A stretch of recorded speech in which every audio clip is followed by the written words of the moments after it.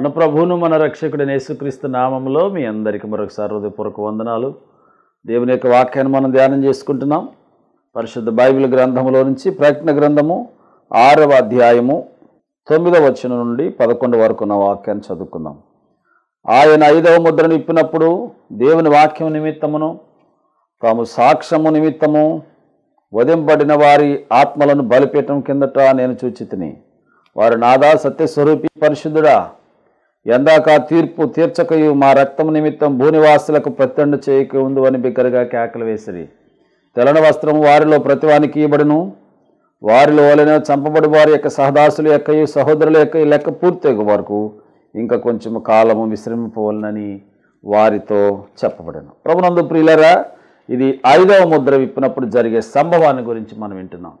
5వ ముద్ర విప్పినప్పుడు మరి మన జరిగిన సంఘటన ఏంటంటే, దేవుని యొక్క వాక్యము నిమిత్తం దేవుని వాక్యాన్ని ప్రకటిస్తున్నప్పుడు ఆ దినాల్లో వాక్యము ప్రకటించేవారు ఉండరు, దైవ సేవకులు ఉండరు, విశ్వాసులు ఉండరు, సంఘం ఉండదు, ఆరాధన ఉండదు. ఎందుకంటే సంఘం ఎత్తబడుతుంది. అందువలన విడబడినటువంటి వారికి దేవుని యొక్క వాక్యాన్ని బోధించేటువంటి వారు అనేక మంది మార్చబడి ఉంటారు. విడబడినటువంటి వారు దేవుని వాక్యం నిమిత్తం అనేక మందిని చంపేస్తాడు అపవాది. హతసాక్షులు అయిపోతారు. యేసు ప్రభు గురించి సాక్ష్యం ఇవ్వడానికి కొంతమంది వెళితే వారిని కూడా చంపేస్తాడు. అందుకనే దేవుని వాక్యం నిమిత్తము సాక్ష్యం నిమిత్తము వధింపబడిన వారి ఆత్మలంట బలిపీఠం కింద ఉంటుంది చూశాడు. యోహాను భక్తుడు చూస్తున్నాడు, పరలోకంలో ఒక్కొక్క సంఘటన చూస్తున్నాడు.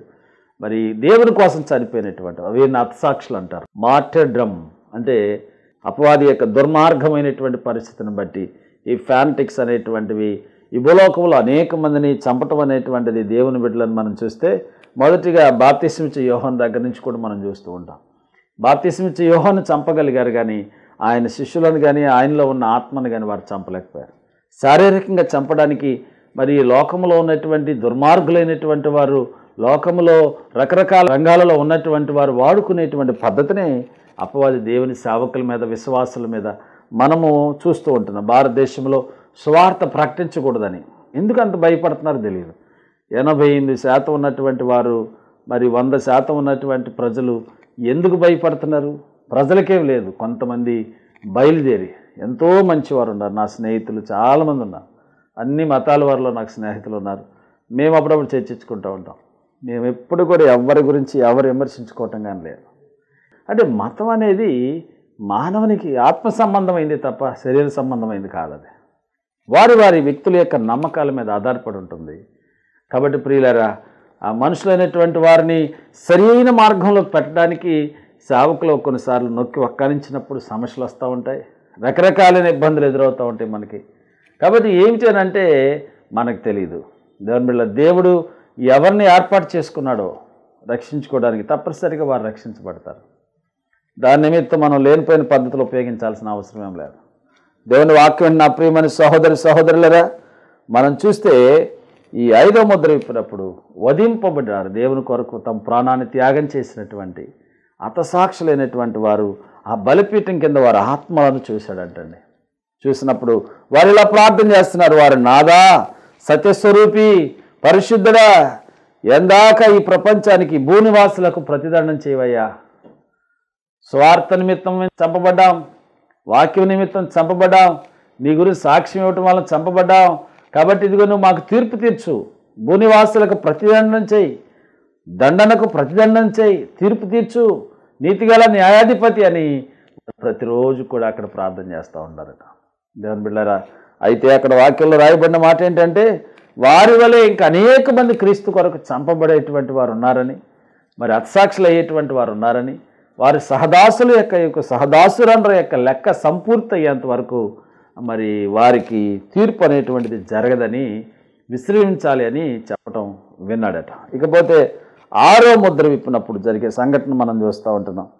12వ వచనం నుండి మరి 17వ వచనం వరకు కూడా రాయబడింది. ఒక మాట 12వ వచనం చదువుతాను. ఆయన 6వ ముద్రను విప్పినప్పుడు నేను చూడగా పెద్ద భూకంపము కలిగాను. సూర్యుడు కంబల వలె నలిపాయను, చంద్రబింబం అంతా రక్తవర్ణమాయను. పెద్ద గాలి చేత ఊగులాడు అంజూరపు చెట్లు ఏ విధంగా అకాలపు కాయలు రాలినట్లు ఆకాశ నక్షత్రములు భూమి మీద రాలునో, ఆకాశ మండలము చుట్టబడిన గ్రంథము వలెనో తొలగిపోయాను. ప్రతి కొండ ప్రతి దీపం వాటి వాటి స్థానములు తప్పాను. భూరాజులు, గనులు, సహస్రాధిపతులు, ధనికులు, బలిష్ఠులు అందరూ కూడా మరి దాగుకొని కొండల్లో, గుహల్లో, బండ సందుల్లో దాక్కొని సింహాసనాసీనుడైన వాని యొక్కయు గొర్రెపిల్ల యొక్కయు ఉగ్రత మహాదినము వచ్చెను, దానికి తాళగలిగిన వాడెవడు? మీరు మా మీద పడి ఆయన సన్నిధికి గొర్రెపిల్ల ఉగ్రతకును మమ్మను మరుగు చేయుడి అని బండలతో పర్వతములతో చెప్పుట వింటిని. ప్రియులారా, 6వ ముద్ర ఇప్పినప్పుడు జరిగేటువంటి సంఘటన మనం ఇక్కడ చూస్తూ ఉంటాం. ఏమిటండి అంటే 6వ ముద్ర ఇప్పినప్పుడు ఫస్ట్గా ఏం జరిగింది? పెద్ద భూకంపం జరిగింది, ఎర్త్కేక్ వచ్చింది. ఎన్ని సెంటీమీటర్లు మనకు తెలియదు కానీ ఒక భయంకరమైనటువంటి టెరిబుల్ ఎర్త్కేక్, పెద్ద భూకంపం వచ్చింది. చూడండి ప్రియులారా, దానికి సూర్యుడు కంబల వలె నల్లగా మారిపోయాడు, చంద్రుడు ఎర్రగా రక్తవర్ణం అయిపోయాడట. కాబట్టి ఈ ఆకాశ నక్షత్రాలు ఉన్నాయే, అవన్నీ కూడా అంజూరపు చెట్ల నుండి అకాలపు ఫలాలు ఏ విధంగా రాలిపోతాయో ఆ విధంగా అవన్నీ రాలి కింద పడతాయి. ఒక నక్షత్రం భూమి మీద పడితే కొన్ని కిలోమీటర్ల వరకు కూడా అదంతా కూడా అగాధం ఏర్పడిపోయి అదంతా కూడా మానవుడు నివాస యోగ్యం కాని విధంగా ఉంటుంది అన్నమాట. చూడడానికి చిన్నగానే ఉంటుంది కానీ మరి దాని గురించి చదువుకున్నప్పుడు సైన్స్ స్టూడెంట్స్ తెలుస్తూ ఉంటుంది. మనకు తెలియక వాటిని మొక్కుతూ ఉంటాం. వాటికి ఏం తెలియదు, అసలు మీరు మొక్కుతున్నారని తెలియదు, మొక్కట్లేదని తెలియదు.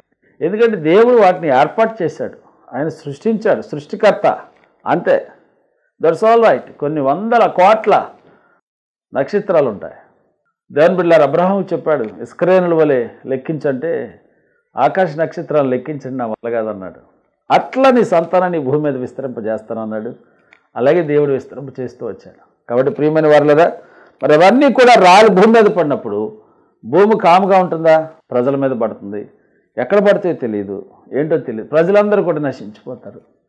కాబట్టి అలాంటి భయంకరమైన పరిస్థితి. అంతేకాదు ఆకాశ మండలము చుట్టబడిన గ్రంథం ఏ విధంగా చుట్టబడుతుందో అలా ఈ పాత ఆకాశాన్ని తొలగించబడుతుంది అని దేవుని వాక్యం చెప్తా ఉంది.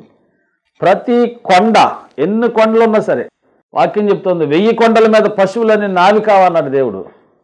కాబట్టి దేవుని బిడ్డ, ప్రతి కొండ ప్రతి ద్వీపం వాటి వాటి స్థానాల్లో తప్పిపోతున్నాయి. ఎందుకని? ఎక్కడ ద్వీపం ఉంటే మాల్దీవులు లాంటివి ఎక్కడుంటే అక్కడికి స్నానాలు చేయడానికి, ఎక్కడికి వెళ్తే అక్కడ చూడడానికి, ఎక్స్కర్షన్కి, లేకపోతే మరి వారు అనేక మంది టూరిజానికి పెట్టింది పేరు వెచ్చలవిడి జీవితాలు, లగ్జరీ లైఫ్ కోసం తిరుగుతూ ఉంటారు. దేవుని మహింపరిచే జీవితాలు కాదు, వాళ్ళు సొంత లగ్జరీ కోసం దేవుని సొమ్మును వ్యర్థంగా పాడు చేసేటువంటి బ్యాచ్ ఉంటుంది కొంతమంది. దేవుడేమో ఘనమైన సేవ చేసేటువంటి వాడికి అధికారాలు లేకపోతే ఆధిక్యతలు ఇవన్నీ ఏం కోరుకోడు. నిజంగా దేవుని పరిచయంలో ముందుకెళ్ళేవాడికి ధనం ఉండకపోవచ్చు కొన్నిసార్లు, దాని బిళ్ళారా. కానీ అన్ని దేవుడు సమృద్ధిగా ఇచ్చి నువ్వు సేవ చేయరా అంటే తిరిగి వస్తూ ఉంటారు. అందుకని ఆ దీవులన్నింటినీ కూడా తానం తప్పుతాయి అని అన్నింటిలో కూడా భూకంపం వచ్చేస్తుంది. భూరాజులు అంటే రాజకీయ నాయకులు, గనులు అంటే గొప్ప గొప్ప ధనవంతులు, సహస్రాధిపతులు, ధనికులు అంటే బాగా రిచ్ పీపుల్, బలిష్ఠులు అంటే బలమైన వారు, ఈ లోకంలో మంచి దేహదారుఢ్యం కలిగినటువంటి వారు, ప్రతి దాసుడును అంటే పనిచేసేటువంటి వాడు, స్లావరీస్, ప్రతి స్వతంత్రుడు, ఇండిపెండెంట్ పీపుల్ కూడా కొండ గుహలలో మండల సందులలో దాక్కుంటారు. ఎందుకని ఇలా జరుగుతుందంటే వారు కొండలను పూజించారు, గుహలను పూజించారు, చెట్లను పూజించారు. ఏమండి దేవుని బిడ్డ, రకరకాలైన మనుషులు. అందుకనే వాటి దగ్గరికి వెళ్ళి వాటికి చెప్పుకుంటూ ఉంటారంట, బండ మమ్మల్ని రక్షించని, కొండ మమ్మల్ని రక్షించని, చెట్టు మమ్మల్ని రక్షించని. కాబట్టి అక్కడికి వెళ్ళిపోతారు. ఎందుకనంటే దేవుని యొక్క ఉగ్రత దినం అది, గొర్రెపిల్ల యొక్క ద ల్యాంబ్ ఆఫ్ లార్డ్. ఆ గొర్రెపిల్ల యొక్క మహా ఉగ్రత దినం వచ్చేసింది, ప్రతిదండం దినం వచ్చింది. మొదటిగా యేసు ప్రభువారు లోకానికి తగ్గించుకుని వచ్చాడు, గొర్రెపిల్లగా వచ్చాడు. ఇప్పుడు ఆయన కొదమసింహంగా రాబోతా ఉన్నాడు. ఆయన రావడానికి ముందు జరిగే సంఘటనలు, మహాశ్రమల కాలంలో సంఘం ఎత్తబడిన తర్వాత ఆ అపవాది కాలంలో జరిగే సంఘటనలను గురించి పరిశుద్ధ బైబిల్ గ్రంథంలో దేవుడు గ్రంథస్థం చేయించుంచాడు. ఎందుకంటే నువ్వు ముందుగా తెలుసుకోవడానికి. మమ్మను మరుగు చేయండి అని పర్వతాలతో బండలతో వారు చెప్పుచున్నారు. కారణం ఏంటంటే దేవుని యొక్క వాక్యం మీకు తెలియజేస్తూ ఉంటుంది ప్రియులారా. పరిశుద్ధ బైబిల్ గ్రంథం 2వ పేతురు పత్రిక 3వ అధ్యాయం 10వ వచనం. అయితే ప్రభు దినము దొంగ వచ్చినట్లు వచ్చును, ఆ దినము ఆకాశంలో మహాధ్వనితో గతించిపోవును. పంచభూతాలంట మిక్కటమైన వేండ్రతో లయమైపోతాయి. పంచభూతాలంటే గాలి, నీరు, నిప్పు, భూమి, ఆకాశం. వీటిని పంచిపోతాలు అంటారు. ఈ 5 లేకుండా మానవుడు మనుగడ సాగించలేడు. ఏ మతం సంబంధించిన వాడు అయినా సరే. అందుకే అప్పుడప్పుడు మనవాళ్ళు పంచభూతాల సాక్షిగా అని చెప్తూ ఉంటారు. సర్వ సృష్టికి ఆధారభూతుడేసయ్య, సర్వాంతర్యామి, సర్వాధికారి అయినటువంటి దేవుడు. ఆయన ఆధీనంలో ఉన్న ఈ పంచభూతాలు కూడా ఒక దినాన్ని ఈ పంచభూతాలని మిక్కుటమైన వేండ్రముతో లయమైపోయి ఈ ఆకాశం ఎవరిని కరిగిపోబోతా ఉంది. దేవుని వాక్యం చెప్తా ఉంది 12వ వచనంలో, కనుక ఆకాశములు రగులు కొరి లయమైపోయినట్టు, పంచభూతములు మహావేంద్రముతో కరిగిపోయినట్టు దేవుని దినపు రాకడ కొరకు కనిపెట్టచ్చు, దాన్ని ఆశతో ఆపేక్షించచ్చు.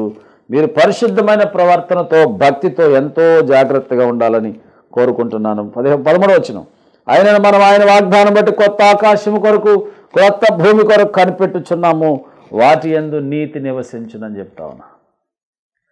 ఈ ప్రపంచంలో నీతి లేదు, ఈ ప్రపంచంలో జాలి లేదు, ఈ ప్రపంచంలో దయ లేదు, కరుణ లేదు, కారుణ్యం లేదు. దేవుని బిడ్డలారా, అనేక మంది పేదలకు ఏదో సహాయం చేస్తూ ఉంటారు. దేవుని బిడ్డలు క్రైస్తవ సంస్థలు అవి కూడా చేయటం ఇష్టం లేనటువంటి దుర్మార్గులు ఏమండి భయభ్రాంతులు చేయటం. ఎందుకనంటే చట్టాలు తెలియకుండా మన వాళ్ళు జీవించటం ద్వారా, చట్టాలు తెలుసుకోండి, తప్పే ఉందంటూ నేర్చుకోండి. గాల్లో దీపమెట్టి దేవుడు అన్న మహిమ అంటే చివరికి ఎవరిని కూడా ఉండకుండా చేసేస్తారు. మణిపూర్లో జరిగిన సంఘటనలు అదే కదండి. ఐక్యత లేకపోవటం వలన, సమాధానం లేకపోవటం వలన వారిలో ఒక సమయం చూసి కొట్టిపారేశారు. ఇంకొకటి ఉండటానికి వీల్లేదు, ఇంకో జాతి ఉండటానికి వీల్లేదు, ఇంకో ప్రజలు ఉండటానికి వీల్లేదు. కానీ మనకు అలా చెప్పట్లేదు. ఇది మతం కాదు, ఒక మార్గం అని చెప్పారు ఆయనే. నేనే మార్గం, నేనే సత్యం, నేనే జీవం అని చెప్పాడు ఆయన. పేదలకు సహాయం చేయడం. 100 అబద్ధాలు ఆడి ఒక పెళ్లి చేయమంటారు ఈ లోకంలో. 100 అబద్ధాలు ఆడి 10 మందికి అన్నం పెడుతున్నాడు. నీకేమైందిరా బాబు, నాకు అర్థం కాదు. ఒక తెల్లకాయని తీసుకుని 4 ముక్కలు రాజి వాడు తినేస్తున్నాడు, అది చేసేస్తున్నాడు రాయటానికి. ఎంత దుర్మార్గం నీకు. పురుగులు కూడా చచ్చిపోతాయి అంతే. తల్లిదండ్రులు లేని వాడిని ఎవరు చూస్తారు? అంటే మరలా వీళ్ళందరినీ కూడా దేవదాసీలుగా అటువంటి వ్యవస్థలోకి తీసుకెళ్ళిపోదాం, అనగదొక్కేద్దాం అని అనుకుంటే దేవుడు పప్పులు ఉడకనివ్వడు. ఇప్పటికే కన్నులు అట్టబోయింది, అవసరమైతే 2 తీసేస్తాడు. అందుకే దేవుని పిల్లలారా, మీరు ఆలోచన చేయాలి. మనం ఏం చేస్తున్నాం, మన వెనక ఏం జరుగుతుంది, దేశం ఎలా ఉంది, దేశ పరిస్థితులు ఏంటి, మనం ఎలా నడుచుకుంటున్నాం. మాలాంటి వారు చెప్పినప్పుడు మీకు విడ్డూరంగా ఉంటుంది, విచిత్రంగా ఉంటుంది. కానీ మణిపూర్ యొక్క సంఘటన చూసినప్పుడు హృదయ విదారకమైన పరిస్థితులు మన టీవీలో కూడా చూసాం. ఎంత భయంకరం.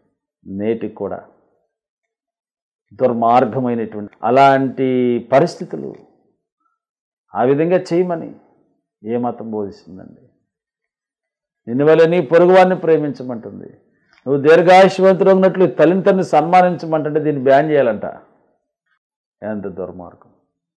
దేవుని ప్రేమ శాశ్వతమైందని, సర్వమానవాళి మూఢనమ్మకాలలో దుష్ట పరిపాలనలో ఉండటం కాదు, మంచిగా జీవించి సొసైటీలు అని చెప్పేటువంటి గ్రంథాన్ని గురించి మనుషులు ఇష్టానుసారంగా మాట్లాడటం ఎంత విచిత్రం, ఎంత విడ్డూరం. అందుకే యేసయ్య చెప్పారు, నీ కంట్లో ఒక దూలాన్ని మొదట తీసేసుకో, ఎదుటివాని కంట్లో ఉన్న నలుసుని తర్వాత ఎదుగు తేటకు కనపడద్దంటే అదే అర్థం. ఆడు దూలాన్ని తీసుకోడు కానీ నలిసి తీస్తానంటాడు. అందువలన దేవుని వాక్యం ఏంటంటే, నా ప్రియమైన సహోదరులరా, ఇక్కడ వీళ్ళంతా కూడా వెళ్ళి మొరబెడతా ఉన్నారు. అనేక విషయాలు ఉన్నాయి మీకు చెప్పడానికి. మత్తయి సువార్త 24:40 వచనంలో 2వ రాకడలో జరిగే సంఘటన గురించి ముందే యేసు ప్రభువారు చెప్పారు. చూడండి ప్రియులారా, ఆ కాలమున 2 పొలములో ఉందురు, ఒకడు తీసుకొనబడును, ఒకడు విడిచిపెట్టబడును. 2 స్త్రీలు తిరగలు విసురుచుంటారంట, ఒకళ్ళు ఎత్తబడతారు, ఒకళ్ళేమో విడబడతారు. కావున ఏ దినమున మీకు ప్రభువచ్చును మీకు తెలియదు కనుక మెలకువగా ఉండండి. ఏ జామును దొంగ వచ్చిన ఇంటి యజమానికి తెలిసి ఉండినట్లా అతను మెలకువగా ఉండి తన ఇంటికి కన్నము వేయనీయడని మీరు ఎరుగుదురు కదా. మీరు అనుకొన గడియలో మనుష్య కుమారుడు ఈ లోకమునకు వస్తాడు. చూడండి ప్రియులారా, అదేవిధంగా దైవ గ్రంథంలో యెషయా గ్రంథం 2వ అధ్యాయం 17వ వచనం, అప్పుడు నరుల యొక్క అహంకారం అనగదొక్కబడును, మనుషుల గర్వం తగ్గించబడును. ఆ దినమున యెహోవా మాత్రమే ఘనత వహించును, విగ్రహములు బొత్తిగా నశించిపోవును. యెహోవా భూమిని గజగజ వణికింపలేచినప్పుడు ఆయన భేకర సన్నిధి నుండి, ఆయన ప్రభావ మహాత్మ్యముల నుండి మనుషులు కొండల గుహల్లో దూరుదురు, నేల బొరియలలో దూరుదురు. ఆ దినం యెహోవా భూమిని గజగజ వణుకు లేచినప్పుడు ఆయన భేకర సన్నిధి నుండి, ఆయన ప్రభావ మహాత్యం నుండి కొండల గుహలలోను బండల బేటలలోను దూరవలనన్న ఆశతో నరులు తాము పూజించుటగా చేయించుకున్న వెండి విగ్రహములు సువర్ణ విగ్రహములను ఎలుకలకు గబ్బిలాలకు పారవేయుదురు.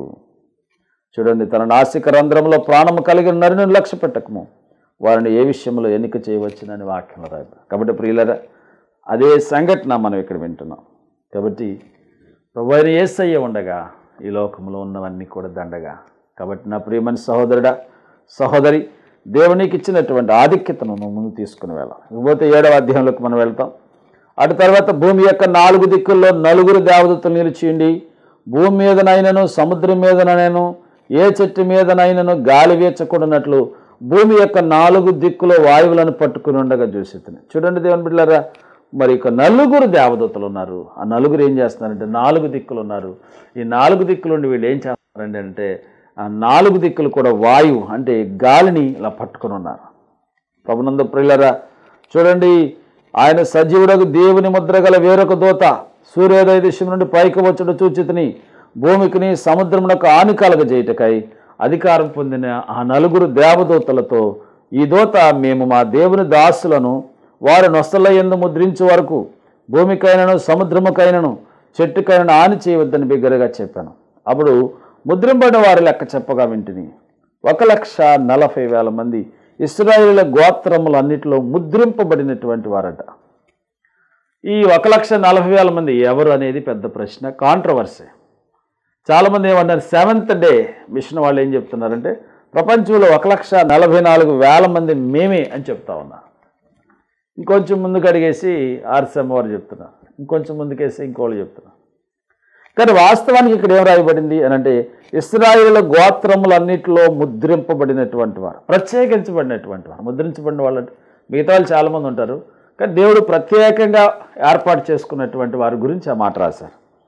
ఏమంటున్నాడు అంటే చాలా గోత్రాలు చెప్పుకుంటూ వచ్చాడు అక్కడ.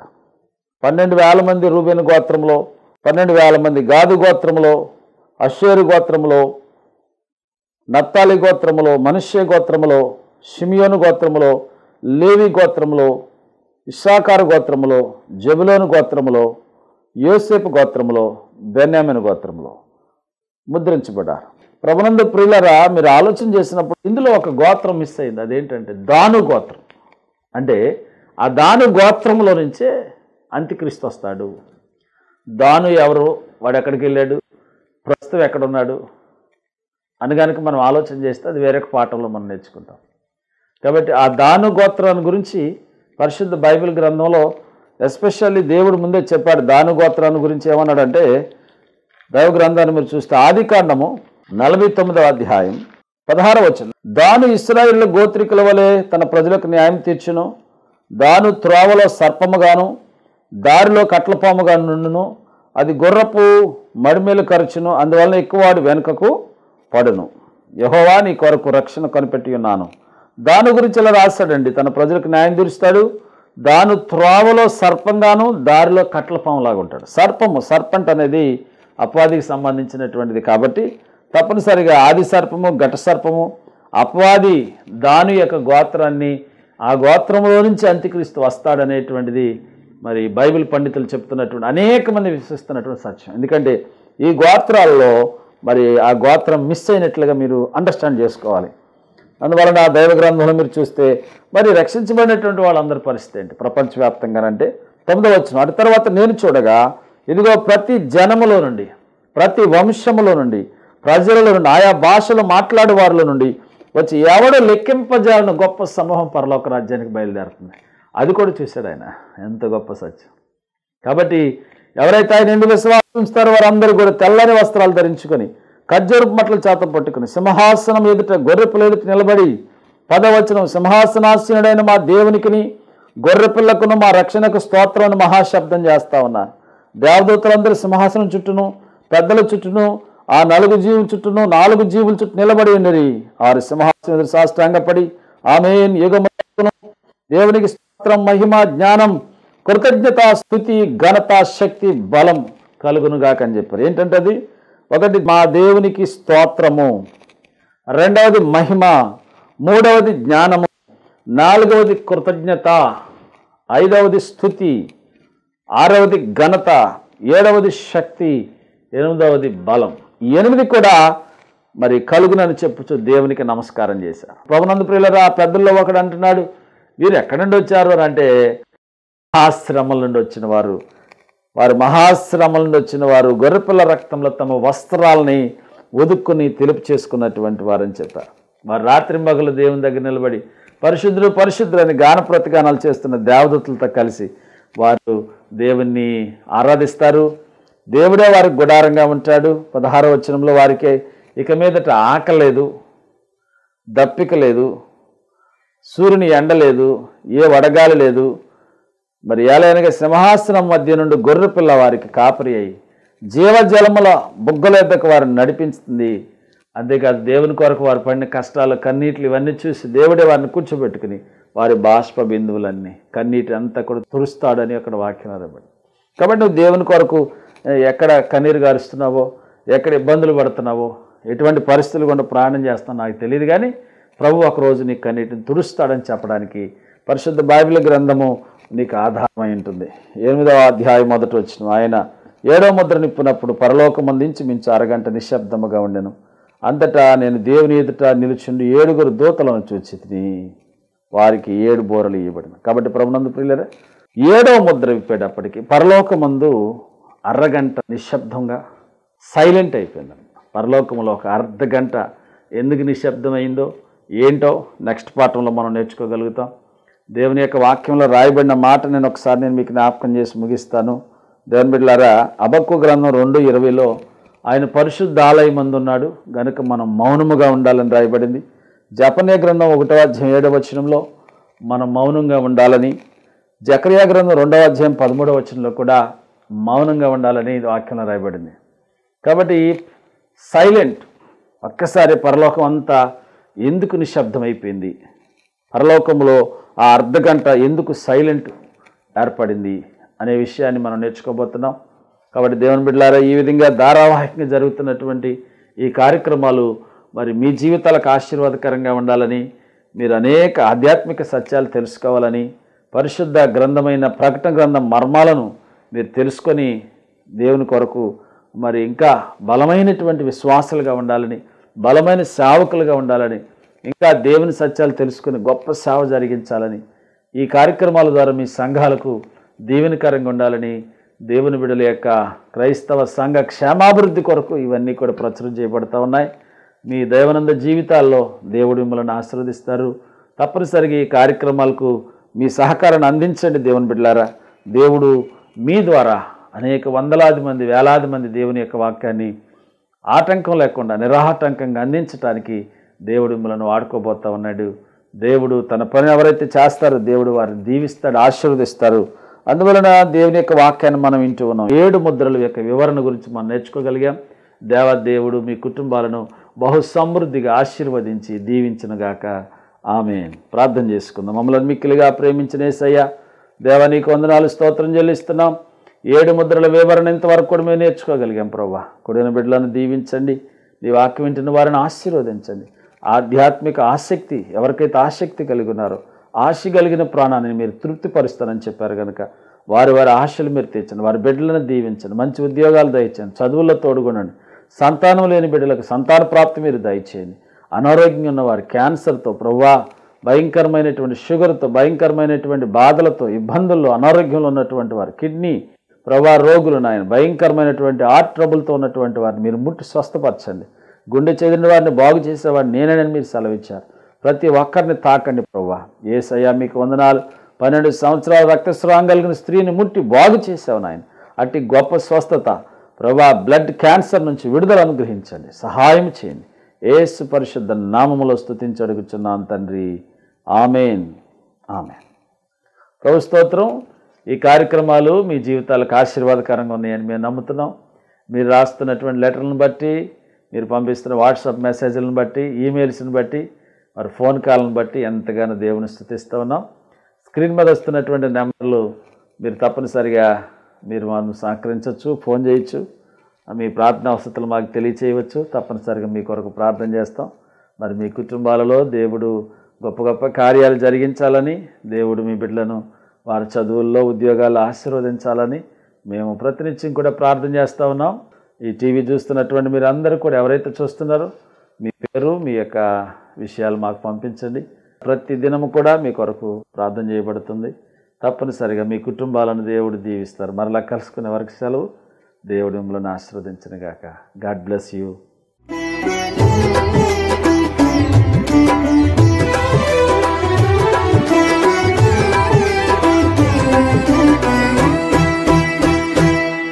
ఘనమైనవి నీ కార్యములు నా ఎడల, స్థిరమైనవి నీ ఆలోచనలు నా యేసయ్యా. ఘనమైనవి నీ కార్యములు నా ఎడల, స్థిరమైనవి నీ ఆలోచనలు నా యేసయ్యా. కృపలను పొందుచు కృతజ్ఞత కలిగి స్తుతులర్పించెదను అన్ని వేళలా. కృపలను పొందుచు కృతజ్ఞత కలిగి స్తుతులర్పించెదను అన్ని వేళలా. అనుదినము నీ అనుగ్రహమే, ఆయుష్కాలము నీ వరమే.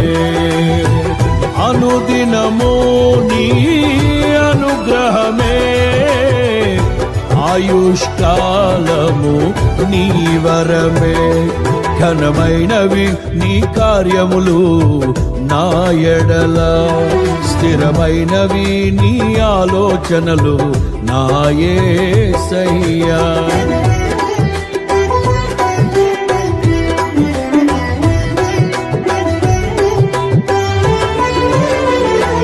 ఏ తెగులు సమీపించనీయక, ఏ కీడైన దరి చేరనీయక, ఆపదలన్నీ తొలగే వరకు, ఆత్మలో నెమ్మది కలిగే వరకు.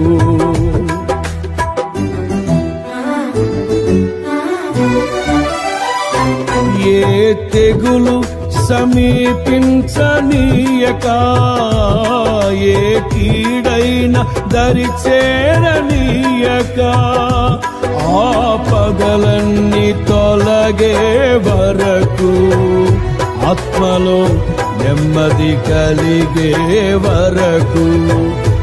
నా భారము మోసి బాసటగా నిలిచి ఆదరించితివి.